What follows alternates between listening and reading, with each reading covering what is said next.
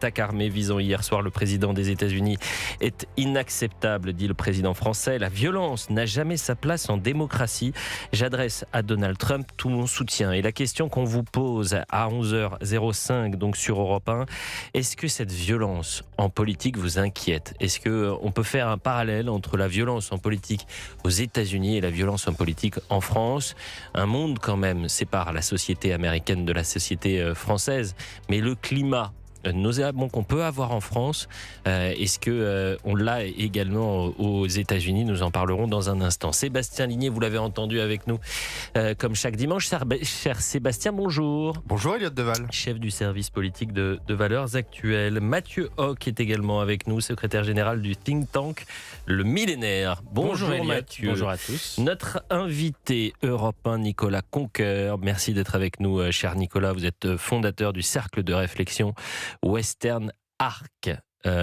Et vous êtes, disons, un soutien, on peut présenter comme ça, comme un soutien de Donald Trump. Un soutien de longue date de la première heure. Un et soutien également auteur d'un livre chez Fayard sur Vers un Trump français. En quoi est-ce que ces mouvements politiques aussi peuvent trouver des résonances, des répercussions et sans doute une traduction politique en France. Et je me rends compte que je vous ai jamais invité pour votre ouvrage. Jamais trop tard pour bien faire. Mais je sais, mais vous êtes allé sur tous les plateaux, sur le mien. D'ailleurs, je suis un peu vexé, cher Nicolas. Il y a un signe, il y a peut-être un signe. Non, mais c'est pour le coup très intéressant. Vers un Donald Trump français, c'est la question que vous vous posez.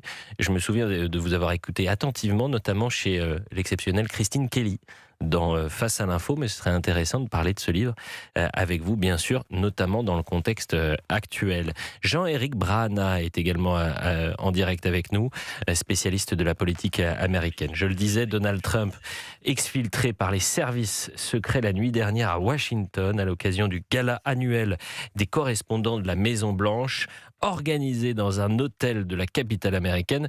Et l'ensemble des convives, vous l'imaginez, eh bien, a été évacué. Alexis Bourdon, vous êtes avec nous. Que s'est-il passé, cher Alexis, cette nuit? Eh bien, un homme armé d'un fusil de chasse, d'un pistolet et de plusieurs couteaux a forcé un point de contrôle de sécurité aux abords du hall de l'hôtel. Le tireur isolé échange alors des coups de feu avec les forces de l'ordre. Aucune victime, pas même l'assaillant. Dès les premières détonations, les centaines d'invités en tenue de soirée présents dans la salle de bal s'abritent sous les tables avant de se diriger vers la sortie. Parmi les convives, la famille de Donald Trump, le vice-président américain J.D. Vance ou encore des journalistes du monde entier. Le suspect, un homme de 31 ans, a rapidement été appréhendé. Il s'agit de Cole Thomas Allen, originaire de Californie. Des images de son arrestation ont été diffusées par Donald Trump lui-même sur son réseau social. Il apparaît torse nu, menotté au sol, dans ce qui semble être le hall du Hilton. Cet enseignant est décrit par le président américain comme étant un loup solitaire inconnu des services de police. Et selon les autorités locales, le suspect serait un soutien de la candidate démocrate Kamala Harris, à qui il aurait fait un don pendant la campagne présidentielle. Et justement, Alexis, le suspect, vous l'avez dit, c'est un homme de 31 ans qui a été rapidement appréhendé. On le disait, Donald Trump qui lui-même a posté cette photo où on le voit menotté, le torse nu, collé contre le sol. Il a été rapidement appréhendé, décrit comme un loup solitaire. Et on le disait également, il serait, selon les autorités locales, un soutien de la candidate démocrate Kamala Harris, à qui il aurait fait un don pendant la précédente campagne présidentielle. Donald Trump qui a réagi quasiment quelques minutes après cette fusillade en tenant une conférence de presse. Là aussi, il y a quelque chose d'inédit, d'exceptionnel au sens propre comme au sens figuré, avec les journalistes qui ont été conviés à cette conférence de presse, qui étaient tous en habit de fête, bien sûr, parce que cette fusillade s'est tenue en plein gala, vous l'avez rappelé, de la presse. C'est un gala qui est historique, ça fait plus de 100 ans que chaque année se tient ce gala, boudé, on en parlera dans un instant avec Nicolas Conquer, par Donald Trump ces dernières années. Je vous propose d'écouter le président américain sur l'interpellation. Dans un souci de transparence, de clarté, j'ai fait publier sur Truth Social et sur d'autres plateformes une vidéo montrant la violence de cet individu qui a attaqué notre Constitution.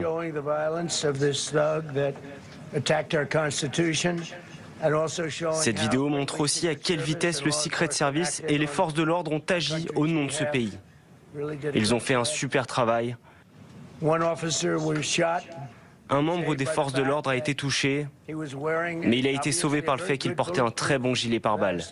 Il s'est fait tirer dessus de très près par une arme très puissante, mais le gilet a fait le travail. Je lui ai parlé, il va bien. Il est de très bonne humeur. Nous lui avons dit qu'on l'aime et qu'on le respecte. C'est un homme très fier. Il est très fier de ce qu'il a fait. Jean-Éric Brahana est en direct avec nous, je le disais. Merci d'être en direct sur Europe 1 pour Elliott de Vallée-Vous, spécialiste de la politique américaine. Il faut dire aux auditeurs d'Europe 1, Jean-Éric, que malheureusement, cette violence politique aux États-Unis est vieille comme l'histoire des États-Unis. En revanche, Donald Trump cristallise les tensions, est une cible privilégiée aujourd'hui de ceux qui souhaitent passer à l'acte et mettre hors d'état de nuire, selon eux, j'imagine, le président américain. Alors vous avez raison, la violence politique est vieille comme les États-Unis ou à peu près, puisque Andrew Jackson a été le premier président à subir un attentat et tout le monde se souvient que Lincoln a été tué alors qu'il était président. Plus près de nous, Kennedy a marqué les mémoires. Je ne fais pas d'historique de tous les présidents qui ont été tués, mais à côté de Kennedy, on a eu son frère, on a eu Martin Luther King et puisque ça se passe aujourd'hui à l'hôtel Hilton, Ronald Reagan a également subi un attentat dans ce même hôtel en 1981. C'est vrai que les présidents américains sont particulièrement menacés. C'est d'ailleurs qu'il y a un Secret Service qui est si puissant, qui a toute l'attitude vis-à-vis de ce président et de sa famille. Pour l'anecdote, Hillary Clinton disait que ce qui était très difficile en tant que première dame, c'est qu'elle n'avait plus de vie, qu'elle ne pouvait plus sortir comme elle voulait, et elle avait réussi une fois à fausser compagnie à son Secret Service en mettant des lunettes noires et une perruque, et elle était toute surprise de pouvoir courir dans un parc à Washington. Ça n'est arrivé qu'une seule fois. Le reste, a-t-elle dit, c'est comme une prison. La Maison Blanche est vraiment très très dure à vivre pour ceux qui ont été élus et pour la famille. Jean-Éric Brahana, je voudrais qu'on aille également sur Donald Trump. Il y a quelque chose de sidérant chez lui, je repense, parce que c'est pas la première fois qu'il y a eu une tentative d'assassinat, à cette séquence à l'été 2024 à Butler en Pennsylvanie, à quelques millimètres près, la balle qui a touché Donald Trump aurait pu l'envoyer 6 pieds sous terre. Et vous avez un homme qui va se relever, haranguer la foule, l'oreille ensanglantée en disant « fight, fight ».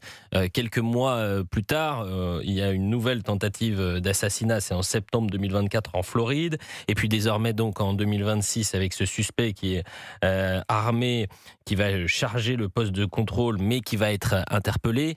Quelques heures, même pas quelques heures plus tard, quelques minutes plus tard, conférence de presse de Donald Trump. Qu'est-ce que ça dit de la psychologie de Donald Trump ?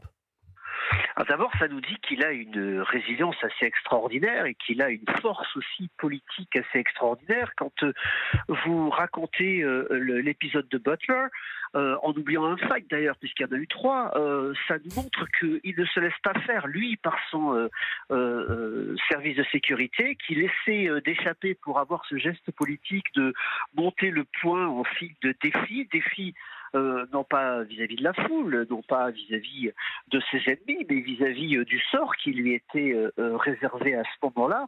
Et l'image, elle restera dans les histoires, parce que cet homme ensanglanté qui lève son poing avec le drapeau américain derrière lui est une image juste extraordinaire et qu'on n'aurait jamais cru voir un jour. Donc ça, c'est l'histoire de force de Donald Trump. Pour les autres, eh bien, en réalité, il n'a pas vu grand-chose. Non, il y a effectivement une sécurité qui... Il était sur son golf et on lui a raconté l'histoire plus qu'autre chose. Et pour cette nuit, c'est la même chose. Il n'a rien compris de ce qui lui est arrivé puisque ça s'est arrêté avant. Fort heureusement, j'ai envie de dire, les services de sécurité ont été très efficaces, même si déjà j'ai entendu certains qui critiquaient en expliquant qu'ils étaient nonchalants.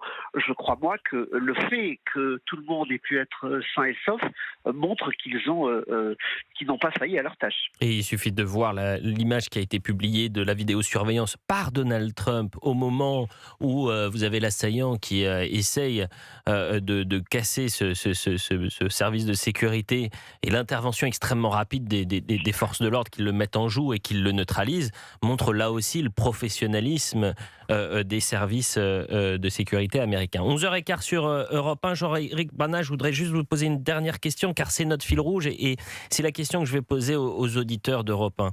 Cette violence en politique qui s'était exacerbée aux États-Unis sur ces 6 dernières semaines avec la guerre en Iran, et je disais, Donald Trump cristallise toutes les haines, toutes les tensions. Il y participe peut-être aussi par ses déclarations, par ses réactions, parfois erratiques sur les réseaux sociaux, mais il y a une haine contre Donald Trump dans l'univers médiatique, l'univers politique, qu'on n'avait peut-être pas vu ces dernières décennies. Est-ce que vous partagez ce constat-là, Jean-Éric Brana ?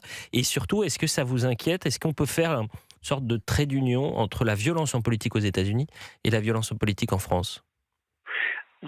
J'élargirai en réalité la focale. Je crois que la violence politique, elle s'est installée de tous les côtés. Elle est inhérente à notre monde moderne parce qu'il y a désormais des réseaux sociaux et que là où la violence politique s'exprimait dans un temps court, aujourd'hui elle se poursuit sur un temps long avec un temps qui n'a plus jamais de pause, puisqu'il y a sur les réseaux sociaux des gens qui sont des agitateurs, des gens qui s'emballent, des gens qui manipulent et en réalité ceux qui sont supporters d'une grande figure, n'ont plus de temps de latence. Ils sont tout le temps dans l'action, tout le temps dans l'affolement, j'ai envie de dire, et ça finit par être performatif, et les plus fragiles finissent par passer à l'acte. Malheureusement, c'est notre modernité, et je crois que ça ne s'arrangera pas de sitôt. Merci beaucoup, Jean-Éric Brana, d'avoir réagi en direct dans Elliott de Vallée-vous. Et si, comme Jean-Éric Brana, vous souhaitez réagir, prenez votre téléphone 01 80 20 39 21.